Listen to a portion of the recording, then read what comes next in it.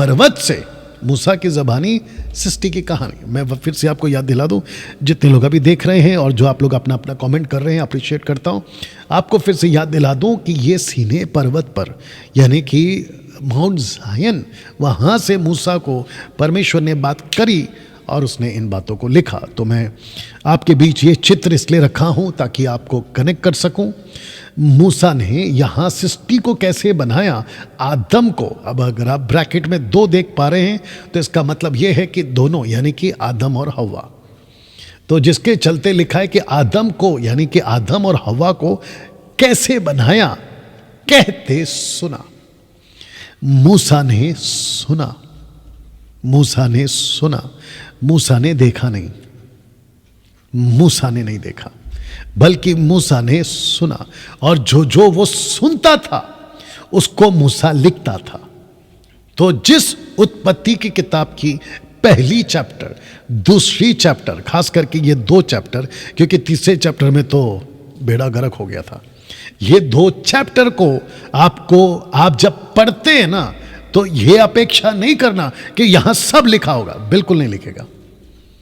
2 chapter में उतना ही लिखेगा जितना उसने सुना। और जितना उसने सुना, इसका मतलब ये नहीं है कि वही काफी है या वो वहीं तक था, नहीं, उसके आगे बहुत कुछ है, उसके आगे बहुत कुछ है जो मूसा को नहीं सुनाया गया।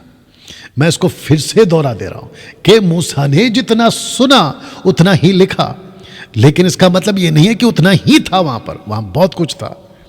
एक व्यक्ति सुन रहा है, आज से 2000 साल, मूसा की बात कर रहा हूं, मूसा के हिसाब से 2000 साल पुरानी कहानी सुन रहा हूं। ओके, परमेश्वर कहता है मूसा लिख, मैंने सृष्टि को पहले दिन ये बनाया, दूसरे दिन ये बनाया, तीसरे दिन ये बनाया, चौथे दिन ये बनाया। तो वो लिख रहा है, लेकिन जिसको सुन रहा है उसको पलटकर नहीं पूछा कि आप जो बोल रहे हैं आप खुद कौन हैं, वाह, आप खुद कितने हैं, 1 है कि 2 हैं कि 3 हैं, आप कौन हैं, कहां हैं, कैसे हैं, ये नहीं पूछा उसने।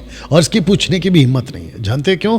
क्योंकि ये खुद कह चुका है कि मैं जब परमेश्वर को देखता हूं, माफ करना, सुनता हूं, तो मैं कांपता हूं। वाह दोस्तों, कैसा लग रहा है?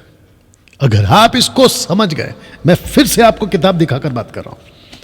मूसा ने इसको लिखा था, उत्पत्ति की किताब का पहला चैप्टर, सेकंड चैप्टर, पहला अध्याय, दूसरा अध्याय, उसको जब लिखा था ना, तो वो सिर्फ सुन रहा था। और 2000 साल बाद लिखा है, तो उसने सब कुछ नहीं पूछा, आप कौन हो, आप कैसे दिखते हो, आप लोग कितने लोग हैं, ऊपर का क्या नजारा है, नहीं। उसने कहा लिख, और वो लिखता था। और आवाज कैसी होती थी साहब? परमेश्वर की आवाज।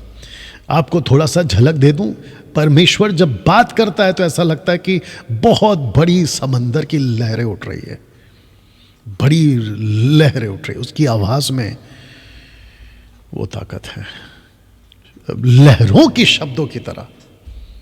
तो इसकी तो वैसी हालत खराब है, क्योंकि इसने कभी कल्पना तक नहीं किया था कि हिब्रू का परमेश्वर, यानी कि इब्रानियों, हिब्रू लोगों का परमेश्वर, इजरायलियों का परमेश्वर मुझसे एक दिन अचानक बात करेगा। इसने सपने में भी नहीं सोचा था।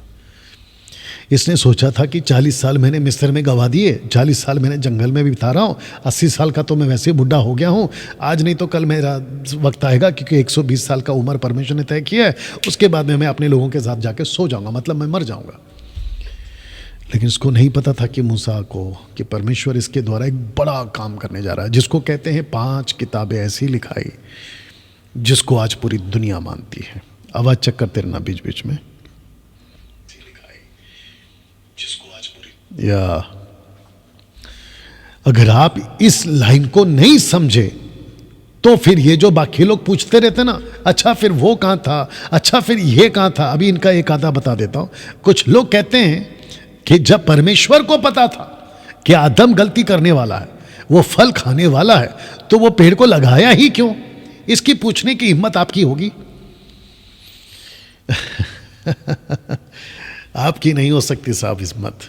जब परमेश्वर नीचे आते थे ना, आपको पता है ना, जब रॉकेट उड़ता है नीचे से, अभी आप लोगों ने देखा होगा 4-5 रॉकेटों को ऊपर जाते हुए, उसके आसपास के कई हजारों फीट लोग उसके आसपास भी नहीं खड़े रहते। सोच के देखिए, ये तो खुद परमेश्वर है जिसने आग बनाया। वो जब नीचे उतरता था ना, तो पूरी की पूरी सीनाई पर्वत कांपती थी।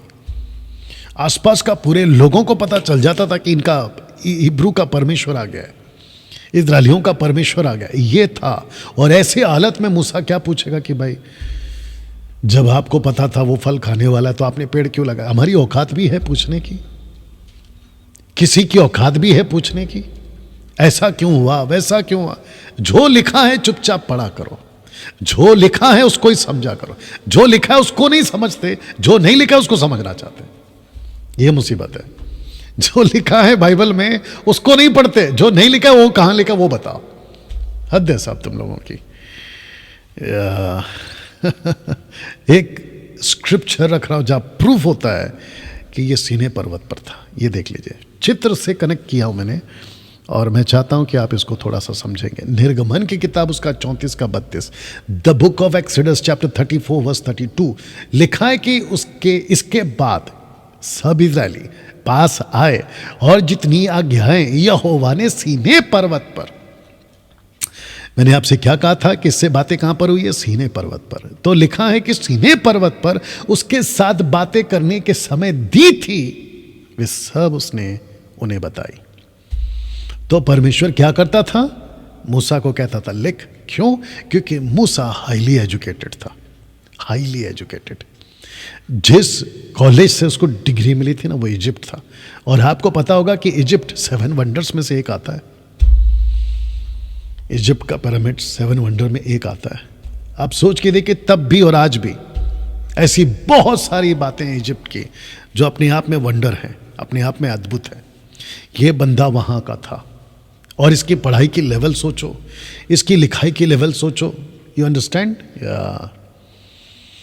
अब एक सवाल, क्योंकि मुझे आपको ट्रायून गॉड पे कनेक्ट करना है, तो अब एक सवाल। अब यहाँ से आपके बीच में जिसको कहते हैं ना कि ट्रायून गॉड की हम कुछ लेवल तक तो पहुँच जाएंगे, आज कल और जाएंगे, परसों और जाएंगे, और थर्सडे लास्ट है तो मैं समझता हूँ तब तक तो हम कवर कर चुके हैं। नहीं करेंगे तो अगला हफ्ता बाकी है। मैंने कब क्या कहा था आपसे कि आराम से जाएंगे, ये मैंने आपसे कहा था, ठीक है ना? चलिए, जितने लोग अप्रिशिएट कर रहे हैं फेसबुक पे, आप करते रहें, और आपका जो हार्ट थंब है ना वो चलते रहना चाहिए, और साथ में वॉच पार्टी और शेयर करते रहिएगा।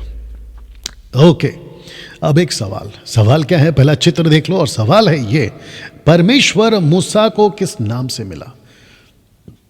किस नाम से मिला? Question mark. और जवाब है यहोवा। इसके कानों ने, मूसा के कानों ने पहली बार, दूसरे शब्दों में परमेश्वर से डायरेक्ट उसका नाम, मैं यहोवा हूं, ऐसे नाम के साथ उसका परिचय हुआ। किसके साथ? मूसा के साथ। ओके, अब आपको यहां तक समझना है। और ये जितने भी सो कॉल्ड प्रचारक हैं, ऐसे वाले, वैसे वाले, पैसे वाले, मैं उनको रिक्वेस्ट करता हूं, सर बाइबल स्टडी बहुत ज़रूरी है। अगर आपने नहीं की है तो यहाँ से कर लीजिएगा। मैं चाहता हूँ कि आप भी सीखें और वैसे ही सिखाएं। जैसे बाइबल इंटरप्रेट करती है खुद को, वैसे ही आपको इंटरप्रेट करना है। बीच में संस्था को मत घुसाइए, ना तो संस्था को घुसाओ, ना किसी प्रचारक के या किसी बड़े पास्टर की टीचिंग की थियरी को घुसाओ। आपको सिर्फ और सिर्फ बाइबल का सहारा लेना है, और वो भी कॉन्टेक्स्ट में। चलिए, यहाँ तक ठीक है? तो मूसा की मुलाकात, परमेश्वर ने मूसा से जब मुलाकात की थी तो अपने आप का परिचय यहोवा नाम से दिया था। ये इसको कहते हैं, क्योंकि आपको मुझे कनेक्ट करना है, इसलिए मैंने ये बर्निंग बुश आपके लिए रखा है ताकि आप इससे कनेक्ट हो जाएं। और बिल्कुल ऊपर मैंने ग्रीक में परमेश्वर, ऊपर जो लिखा है ना, येलो में किया मैंने, परमेश्वर, उसका माफ करना, हिब्रू में जो ट्रांसलेशन है ना वो एलोहिम है, एलोहिम, वो मैंने रखा है, ठीक है ना? आइए पढ़ते हैं the book of Exodus chapter 33 verse 13 onwards. कहां तक जा सकते हैं आपके बीच में रख रहा हूं। लिखा है कि मूसा ने परमेश्वर से कहा, इसका मतलब है कि एलोहिम से कहा। वाह एलोहिम का मतलब समझते हैं? आगे तो रखूंगा, लेकिन अब इसे बता दूं, यहां सिंगुलर नहीं है, प्लूरल है। Elohim father son holy spirit, अभी रखूंगा।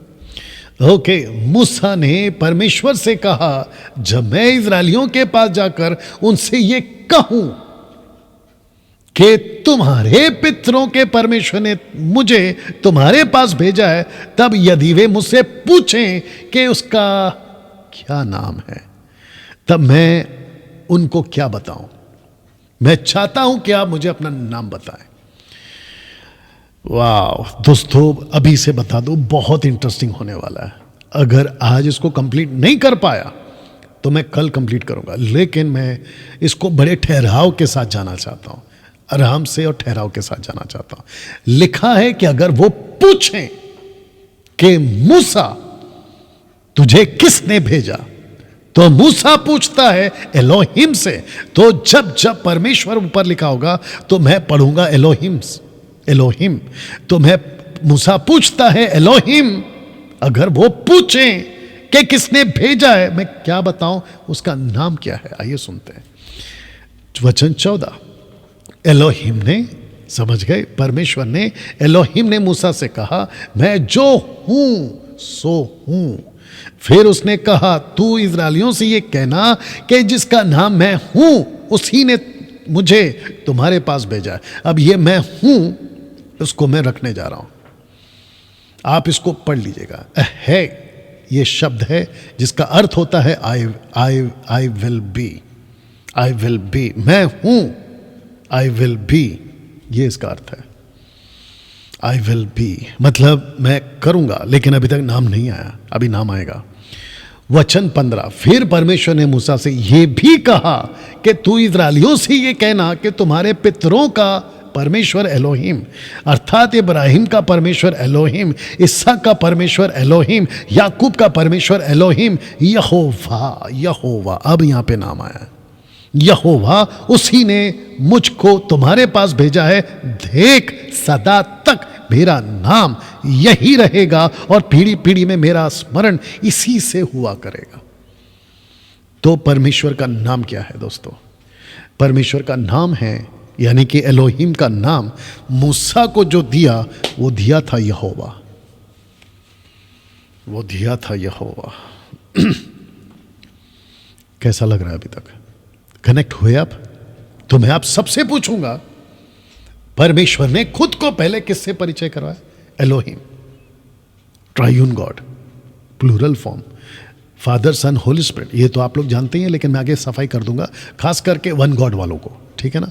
और जितने वन गॉड वाले टीचर, वन गॉड वाले प्रीचर अभी मुझे देख रहे हैं, बहुत ध्यान से सुनो, बकवास की टीचिंग मत दिया करो, यू अंडरस्टैंड? बकवास की टीचिंग मत दिया करो, बाइबल को ठीक से पढ़ो फिर बात किया करो। तो फिर से कह दे रहा हूं कि जब ऊपर पढ़ते हैं ना 13 में, तो वहां है एलोहिम।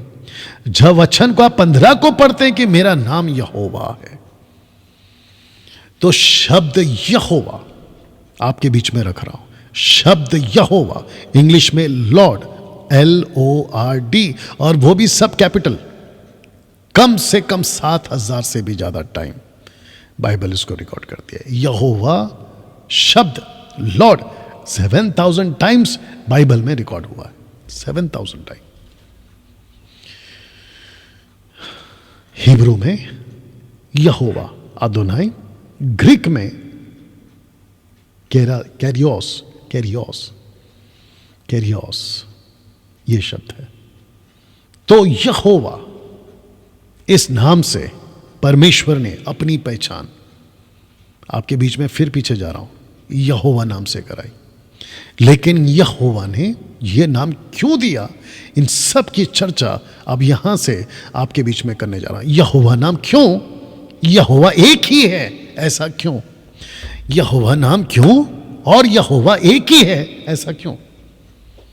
इन सब का जवाब आज, कल, परसों, तरसों, जैसा मैंने कहा कि टिल थर्सडे तक आपको मैं ये देता चला जाऊंगा, ठीक है ना?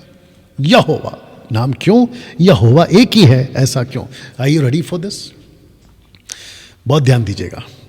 इजराइल या इजराइल राष्ट्र हमेशा से कई देवी देवताओं से घिरा हुआ था, जिसको कह सकते हैं कि इजराइल जब अब्राहम को बुलाया तब इसहाक का टाइम उस वक्त, याकूब का वक्त उस वक्त, यूसुफ का भी वक्त उस वक्त, और जब 430 साल की गुलामी इजिप्ट में थी, कम से कम 2500 इजिप्ट के देवी देवता, 2500, मोर देन 2500 गॉड एंड गॉडेस्ट आपको मिस्र में मिल जाएंगे, इजिप्ट में मिल जाएंगे। आप गूगल पे टाइप कर लो, मिल जाएगा आपको, ठीक है ना। तो लिखा है कि इन सबको, इनके आसपास में ये घूमते थे, कई देवी देवताओं के आसपास में ये लोग घूमते थे। फिर यूट्यूब पे कितने लोग हैं? 800। Okay, you understand? ये वजह क्या है? यहोवा नाम क्यों? यहोवा एक ही है, ऐसा क्यों? ये जो शब्द है ना, यहोवा एक ही है, ये खास करके वन गॉड वाले जो ट्रायून को मानते नहीं है, उन्होंने क्या किया पता है? देखो लिखा है one God, one God, one God, मैं अकेला यहोवा, मैं अकेला। आज सब आपके बीच में रखूंगा, अगर आज नहीं रख पाया तो कल रखूंगा वक्त के हिसाब से, ठीक है ना।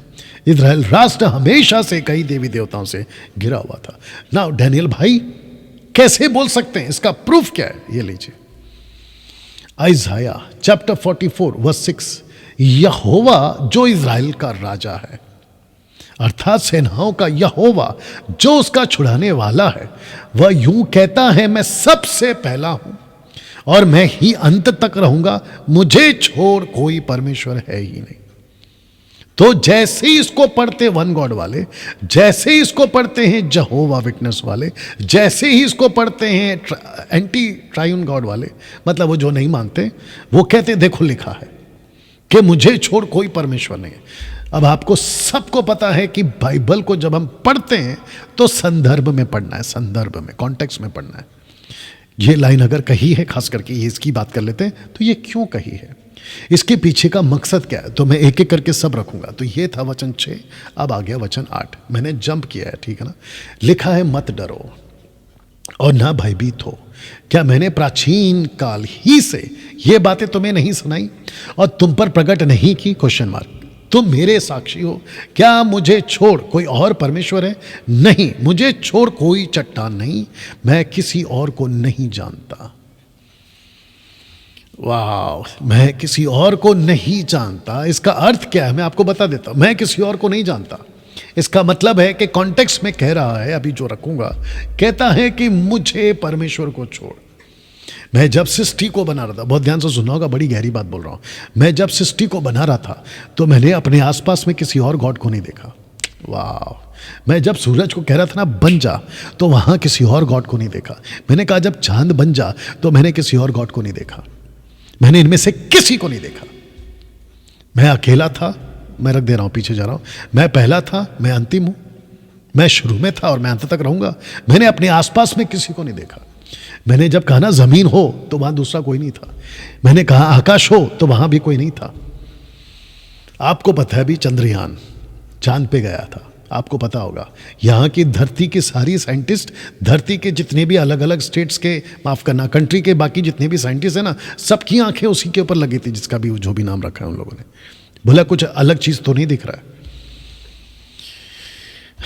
सब देखना चाहते कि वहां है क्या। परमेश्वर पहले ही बोल चुका है वहां कोई नहीं है। मेरे को छोड़ वहां कोई नहीं है। मैं ही था, मैं ही हूं और मैंने ही सब कुछ बनाया, मेरे पास में कोई नहीं है।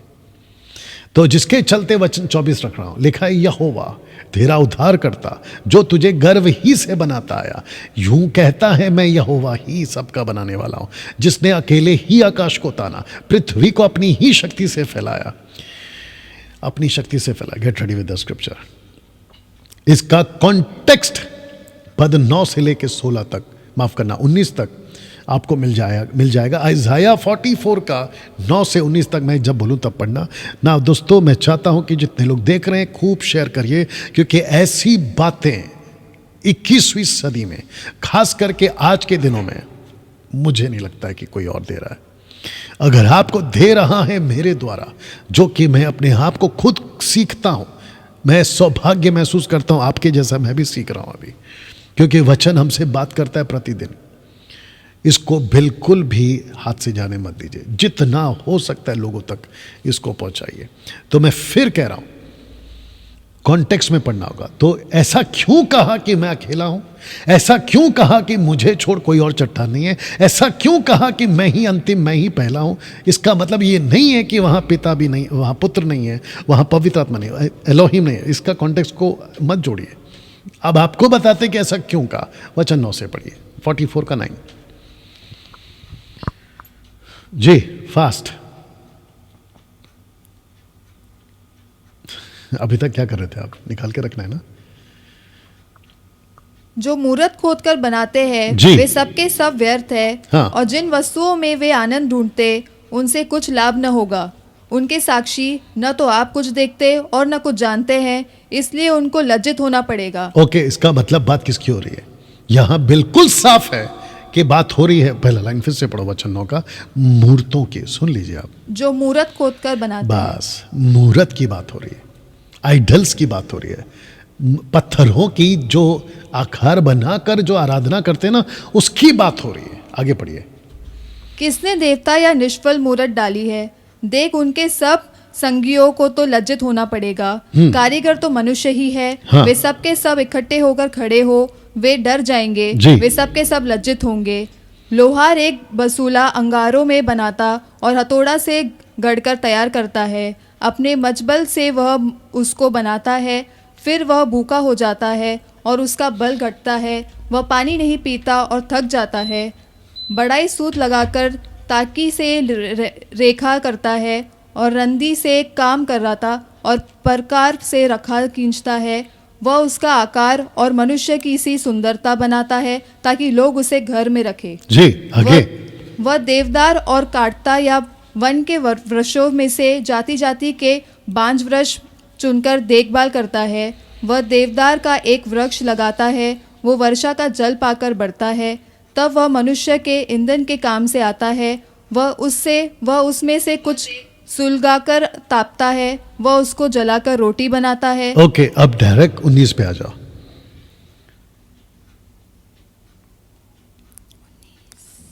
जी। कोई इस पर ध्यान नहीं करता और न किसी को इतना ज्ञान या समझ रहती है कि वह कह सके, उसका एक भाग तो मैंने जला दिया और उसके कोयलों पर रोटी बनाई और मांस भून कर खाया है। फिर क्या मैं उसके बचे हुए भाग को घिनौनी वस्तु बनाऊं? ओके, इसको कह रहा है कि जो इस कारीगर ने मूर्ति बनाई, लकड़ी से, पत्थर से, किसी से भी बनाए, उसका एक हिस्सा लेकर वो घृणित वस्तु बना रहा है और बाकी बचे हिस्से से वो अपना रोटी पका रहा है। ये मतलब है। तो परमेश्वर कहता है जो इंसान का बनाया हुआ, लकड़ी का, प्लास्टिक का, पत्थर का, लोहे का, इसका उसका, तुम उसको कैसे ईश्वर कह सकते हो? आप जब कल आओगे तो मैं आपको बताऊंगा कि ईश्वर किसको कहते हैं और ईश्वर की जो ताकत है ना, वो किस लेवल पे है, जिसको हम यहोवा कह रहे हैं। अभी मूसा को परमेश्वर ने अपनी पहचान ऐसे दी। तो जब कभी भी आप ये वचन पढ़ें तो आपको समझना बहुत ज़रूरी है कि इज़राइलियों को ये लिखा यशाया ने, क्योंकि वो कई देवी देवताओं से अपने आप को घेरे हुए थे और वो जब भी ट्रैवल करते थे तो उनके चारों तरफ में अन्य जातियों के देवी देवता होते थे और वो क्या करते थे, इनसे अपनी आराधना करवाते थे। लड़के फंसते थे लड़की के चक्कर में, उनके कल्चर के, उनकी लड़कियां फंसती थी इनके लड़के के चक्कर में, और उसके बाद में एक ही चीज़ होता था और वो था आइडल वर्शिप, मूर्ति पूजा। और परमेश्वर को सबसे ज़्यादा नफरत होती थी मूर्ति पूजा से।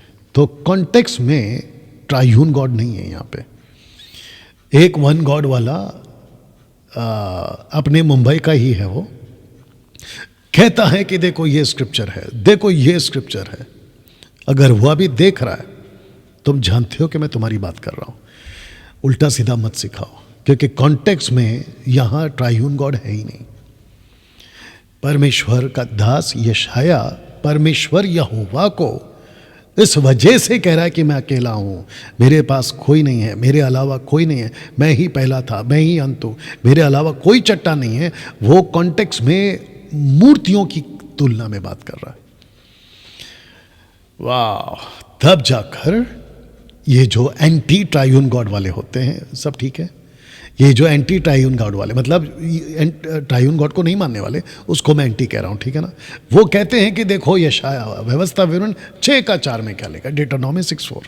आज उसका भी पोस्टमार्टम करेंगे, यानी कि आपके बीच में दूध का दूध और उसको पानी का पानी करेंगे। मैं देखूंगा कि मैं कहाँ तक जा सकता हूँ। अगर बीच में लगा कि वक्त हो रहा है तो मैं रोक दूंगा, चिंता मत करिए, कल वहीं से शुरू करेंगे। आइए इसको पढ़ते हैं। लिखा है कि हे इज़राइल सुन, यहोवा हमारा परमेश्वर यहोवा एक ही है, जिसको इंग्लिश में लिखा किंग जेम्स बाइबल कहती है hear O Israel the Lord our God is one Lord. तो यहां पे कितना शब्द है? यहां पे 2 शब्द है, एक है यहोवा और दूसरा क्या है? परमेश्वर, जिसको मैं आपके बीच में रख दे रहा हूं, ये वाला लाइन डिटरनॉमी 6:4।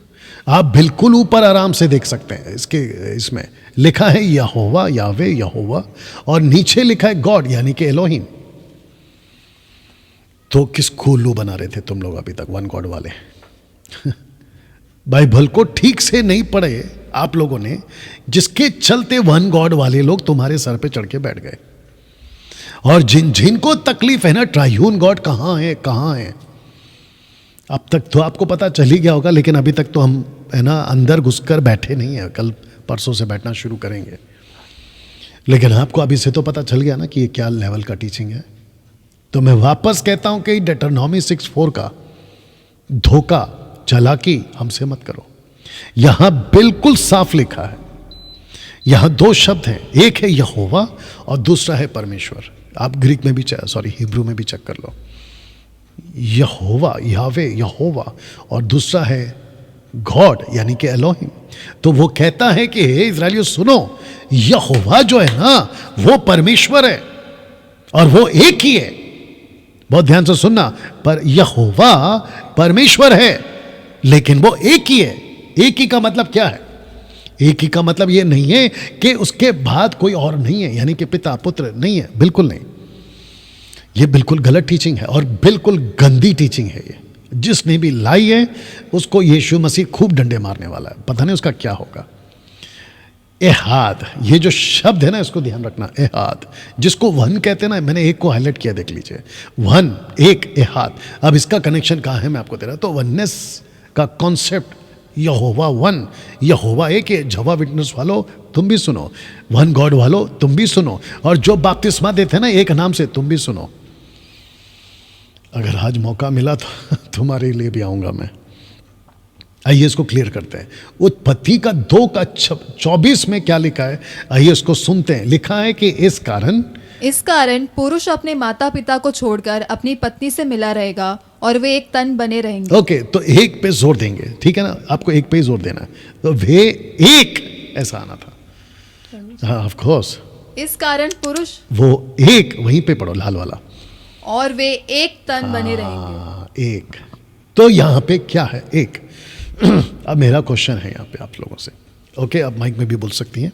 मेरा क्वेश्चन है यहाँ पे, अगर आपको थोड़ा बहुत पता होगा, यहाँ पे बात किसकी हो रही है? यहाँ पे बात किसकी हो रही है? ओके, जितने लोग देख रहे हैं मैं उनको भी पूछ लेता हूँ, यहाँ पे बात किसकी हो रही है? यहाँ पे बात हो रही है आदम और हवा की। यहाँ पे बात हो रही है आदम और हवा की। मैं आपके बीच में अभी चित्र भी रख दूंगा, ठीक है ना, बट मैं चाहता हूं कि आप इसको फिर से पढ़ें। लिखा है कि इस कारण पुरुष अपने माता पिता को छोड़कर अपनी पत्नी से मिला रहेगा। तो आदम और हवा यहां पे, और जिसको परमेश्वर कहता है कि जब वो एक आपस में हो जाते हैं तो उनको नाम देता है कि वो एक तन है, एक तन। अब इसका ट्रांसलेशन आपके बीच में रख रहा हूं, और ट्रांसलेशन बिल्कुल वही है, एहाद। मैं रखूंगा अभी ये वाला एहाद, ये देखें, एहाद या एहाद, प्रोनाउंसिएशन देख लीजिएगा, ठीक है ना। अब ये रहा आदम और हवा, जानते हो, पढ़ो 22 को पढ़ो जी। मैं चाहता हूं कि आप इसको पढ़ें और आपको पता चले जी। और यहोवा परमेश्वर ने उस पसली को जो उसने आदम में से निकाली थी स्त्री बना दिया और उसको आदम के पास ले आया। बस, तो इसको कहते हैं कि परमेश्वर ने आदम को गहरी नींद में डाला और यहां पे लिखा है पसली, इंग्लिश में होगा रिब, लेकिन आप अगर समझोगे ओरिजिनल मैन्युस्क्रिप्ट के हिसाब से तो कहते हैं साइड, फ्रॉम ही साइड, उसके साइड से उसने औरत को बनाया। तो मेरा क्वेश्चन यह है कि औरत निकली कहां से? आदम से। आदम और हवा आपस में क्या हुआ है? वन बीइंग, एक अस्तित्व, एक जिसको कहते हैं वन बीइंग। तब जाकर परमेश्वर कहता है मूसा के द्वारा ये एक तन है। तो ट्रांसलेशन जो यहां पे एहाद है, एहाद, जो यही ट्रांसलेशन आपको यहां पे भी मिल रहा है। जब परमेश्वर ने कहा कि एक तन है, तो मेरा क्वेश्चन ये है कि थे कितने? दो। तो आपको दूध का दूध, पानी का पानी हो जाए, इसलिए ये चित्र बनाया हो। मैं चाहता हूं कि इसको आप ध्यान से देखें। तो लिखा है कि ह्यूमन बीइंग, गॉड बीइंग, और दोनों का ट्रांसलेशन आपको एक ही मिलेगा। सुन इज़राइल, तेरा परमेश्वर यहोवा, पीछे जा रहा हूं, माफी चाहता हूं, आपको समझाने के लिए बहुत जरूरी है। एक है, एक हाथ या एक हाथ, ठीक है ना। और जब उसने आदम और हवा को बनाया तो दोनों को कहा तुम एक हो। तब जाकर ये स्लाइड आपके बीच में रखा कि ह्यूमन बीइंग एक हाथ, गॉड बीइंग एक हाथ, इसका मतलब है एक। तब जाकर आपको यह भी समझना होगा कि ह्यूमन बीइंग में दो लोग आते हैं और गॉड बीइंग में तीन लोग आते हैं।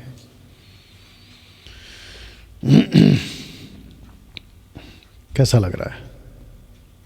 अब मेरा क्वेश्चन यह है, फिर वो जहोवा विटनेस वाले, वो वन गॉड वाले जो एक नाम से बपतिस्मा देते हैं और जो ट्राइयून गॉड को मानने को तैयार नहीं, और खास करके मुंबई के पास्टरों, आप लोगों का एक मैंने डिबेट देखा था यूट्यूब पे। मेरा सबसे पहला है पास्टर दिनेश चावला जी, आपसे अगर आप मुझे अभी सुन रहे हैं, और साथ ही साथ जितने उल्लासनगर के उनके चर्च के जितने लोग हैं, पास्टर दिनेश चावला जी, आप अच्छे से जानते हैं कि ये सब बकवास है। बल्कि आपने वहां खड़े होकर बोला भी कि ये डिबेट से कोई फायदा नहीं होता। मेरी आपसे रिक्वेस्ट है दिनेश चावला जी, हम अच्छे दोस्त हैं, आगे भी रहेंगे, इनको मौका मत दीजिए, ऐसी मूर्खता की हरकत करने का मौका मत दीजिए, क्योंकि उस डिबेट से कुछ नहीं हुआ, आप भी जानते हैं। उस डिबेट से कुछ नहीं हुआ, आप भी जानते हैं। बल्कि आपको इतना गुस्सा आया कि आपने तिमोथी का वो लेटर भी पढ़वाया कि शब्दों को लेकर तर्क ना करें, उससे लोग बिगड़ जाते हैं। मैं अप्रिशिएट करता हूं उसके लिए आपका, लेकिन मुझे गुस्सा आ रहा है उन लोगों पर जो डिबेट के लिए वहां पर बैठे थे या कर रहे थे। कम से कम मुंबई के अंदर ये मत करो। और जितने पास्टर्स हैं, आप खुद भी जानते हैं, अगर आपकी हैसियत नहीं है डिबेट करने की, तो वहां खड़े क्यों हो जाते हो? क्योंकि वो डिबेट को देखकर मुझे बड़ा गुस्सा आ रहा था कि ये बात कर क्या रहा है जो अपोजिट वाला था, मतलब जो ट्राइयून गॉड के पक्ष में था। मुझे नहीं समझ में आता कि क्यों आकर खड़े हो जाते हो। एनीवे दोस्तों, आशा करता हूं कि आप यहां तक समझ गए हैं। ओके, अब इसको समझिएगा। जैसे ही परमेश्वर ने मूसा को यहोवा नाम से अपनी परिचय कराई, ये शब्द को पढ़ो, फिर लॉर्ड और गॉड, यहोवा परमेश्वर वाला लाइन शुरू हो गया पूरे बाइबल में। मैं जिसको अभी आपके लिए रखूंगा, तो मैं वापस से कह देता हूं कि यहोवा परमेश्वर, क्योंकि आपने अभी पढ़ा, यहां पर लिखा है कि हे इज़राइल सुन यहोवा परमेश्वर, तो यहां से शुरू हो जाता है ये लाइन, सुन यहोवा परमेश्वर, जिसको इंग्लिश में कहते हैं Lord God. Lord God, it's okay, कोई बात नहीं, आवाज चलने दो। लॉर्ड गॉड, तो यहां से ये लाइन शुरू हो गई। उत्पत्ति 2:4, आकाश और पृथ्वी के उत्पत्ति का वृत्तांत यह है कि जब वे उत्पन्न हुए या हुए, अर्थात जिस दिन यहोवा परमेश्वर ने पृथ्वी और आकाश को बनाया, तो यहोवा शब्द आपको उत्पत्ति 1:1 में नहीं मिलेगा। जब मैं वहां पहुंचूंगा तो आपको बताऊंगा, लेकिन 2:4 पढ़ा रहा हूं। यहां पे यहोवा मतलब यावे और परमेश्वर मतलब एलोहिम। यहां पे दो नाम हैं, एक है यहोवा, दूसरा है परमेश्वर, और जिसका मैं अभी ट्रांसलेशन ओरिजिनल मैन्युस्क्रिप्ट हिब्रू वो रखने जा रहा हूं, और नीचे आप पढ़ सकते हैं। नीचे आप पढ़ सकते हैं लॉर्ड गॉड, आप देख लीजिए नीचे इंग्लिश में और यहां पे भी लिखा है लॉर्ड गॉड। तो जिसको कहते हैं ना कि लॉर्ड गॉड, आपको जो ये वन गॉड वाले हैं ना, ये उल्लू बना रहे हैं कि देखो ये फिर क्या है। ये रहा ट्रांसलेशन। जितनी भी ट्रांसलेशन है सब देख लीजिएगा, आपके बीच में रख दिया लॉर्ड LORD कैपिटल, सब के सब कैपिटल। तो O Israel the Lord our god, the lord is one, the lord is one. लेकिन लॉर्ड आवर गॉड, तो जो यहोवा है ना वो परमेश्वर है। ऐसा क्यों, मैं आगे रखूंगा इसको। और ये ले लीजिए आप जेनेसिस चैप्टर 2:4, डिटरनॉमी 6:4, आप देख लीजिएगा। इज़राइल यहोवा, फिर कहता है एलोहिम गॉड, यहां पर 2 का 4 में ऊपर क्या है यहोवा, नीचे क्या है एलोहिम। वाह। तो इसको कहते हैं कि गॉड बिकेम लॉर्ड। यहां पर क्या चल रहा था, लॉर्ड एंड गॉड। अब यहां पे क्या है, गॉड बिकेम लॉर्ड। लॉर्ड का मतलब होता है यावे, यहोवा। और जेनेसिस 1 को 1 अभी मैं रखने जा रहा हूं, यहां से आपको कॉन्सेप्ट पता चल जाएगा। और मैं आपको यह भी बता दूं कि अगर गॉड गॉड कहते थे, अगर यहोवा नहीं कहते थे, तो फिर लोगों को जो कि निकल के आ रहे हैं ना अन्य जातियों में से, कई देवी देवताओं के बीच में से, उनको कैसे पता चलेगा? क्योंकि वो भी कहते हैं, वो भी कहते हैं कि हमारा भी लॉर्ड है। लेकिन कौन सा लॉर्ड? एलोहिम। एलोहिम एक ही था, एक ही है, एक ही रहेगा। इस लॉर्ड ने, जिसको यहोवा कहते हैं, अपनी आइडेंटिटी एलोहिम के नाम से कराई है। कैसे प्रूफ होता है, ये लीजिए। In the beginning God, plural form, created the heaven and the earth. आपको हिंदी में रख दे रहा हूं, आदि में परमेश्वर ने आकाश और पृथ्वी की सृष्टि की। ये रहा उसका ओरिजिनल मैन्युस्क्रिप्ट। हिब्रू लिखा है गॉड, यहां पे आपको लॉर्ड नहीं मिलेगा। तो लिखा है गॉड बिकेम लॉर्ड, कब? लेकिन जेनेसिस 1 में आपको लॉर्ड नहीं मिलेगा, आपको सिर्फ गॉड मिलेगा। कौन सा गॉड? एलोहिम। अब बताइए, अब बताइए दोस्तों, यहां तक ठीक?